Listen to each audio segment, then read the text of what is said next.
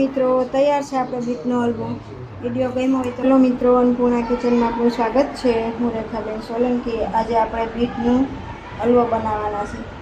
500 ગ્રામ bit લીધા છે, 100 ગ્રામ માવો લીધો અને અડધી વાટકી દૂધ લીધું છે અને આપણે આટલી સાકર લીધી। 4 ચમચી ઘી લેવાનું છે, એમાં શેકવાનું છે બીટને।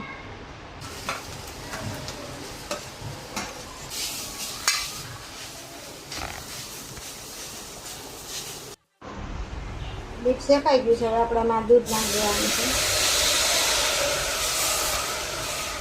તેમાં આપણે નાખી દેવાનું છે।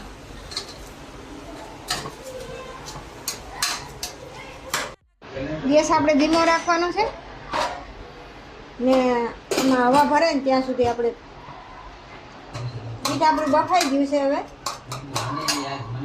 આપણે દેવાનું છે।